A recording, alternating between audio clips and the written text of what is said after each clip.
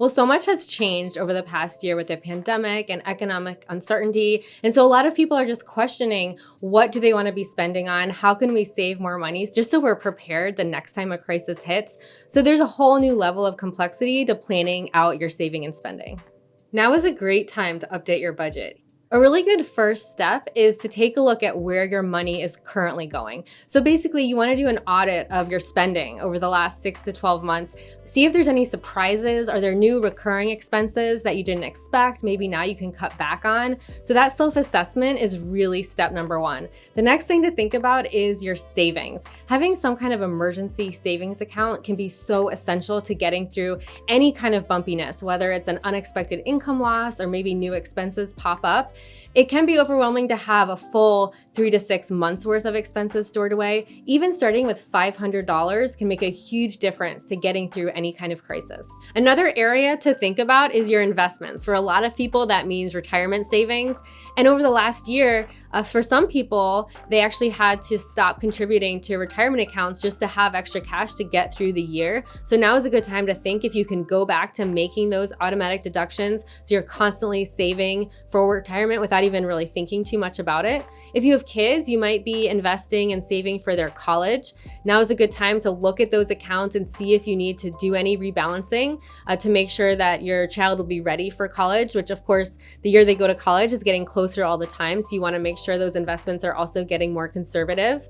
And then you also want to think about your short-term savings, which should be in a high yield online savings account just to make sure it's earning as much interest as possible. The next thing to think about are your habits. A lot of us have built up new habits over the last year. We've started subscribing to new things. I know for me, I signed my kids up for a lot of different educational services when there was no in-person schooling. Now is a good time to go back and cancel those as we move back to in-person schooling. And other things we can maybe cancel too, just to free up some things in our budget that we don't need anymore. Another area of new expenses comes with going back to work, going back to school. We have commuting costs, we have new clothing costs. So it's good to think about that and prepare for it. And then also with food, a lot of us have been ordering in a lot during the pandemic, but now with restaurants opening, there's more costs of food eating outside the home too. So we want to make sure we're ready for that. It's also worth leaving some room in your budget for unexpected things that pop up that you just want or need. So for example, maybe you suddenly need a new computer for your home and you need to make sure you have some room in your budget for that. So it can help to just stay flexible and make sure you can adapt to those needs and wants as they pop up.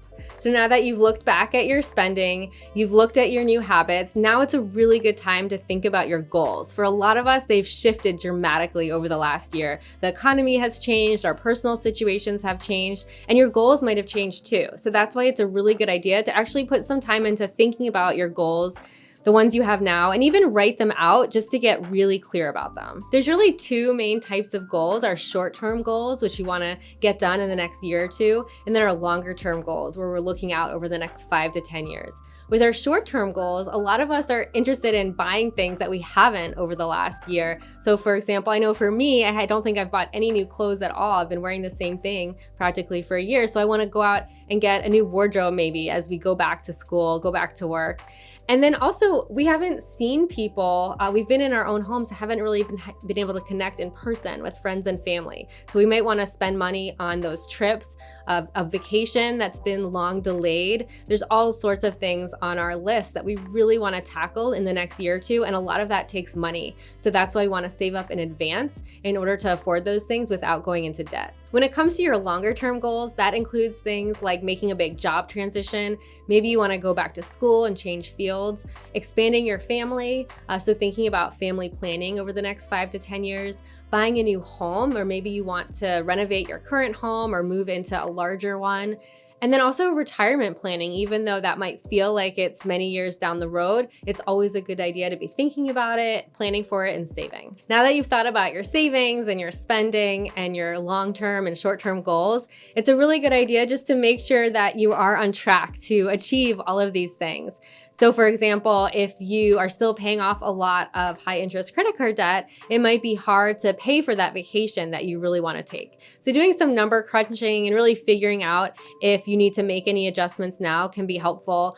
At NerdWallet, we have calculators to help you make some of those decisions. For example, if you're trying to figure out how much do you need in your emergency savings fund, you can use our emergency savings calculator, figure out for your income level, for your personal situation, how much money do you really need to have tucked away. Looking at those big picture questions and just checking to see if you are on track can be really helpful. If you're not on track, then it's a good reminder to think about what adjustments and little changes you need to make, because even if you make small changes today, it can really make a big difference over time.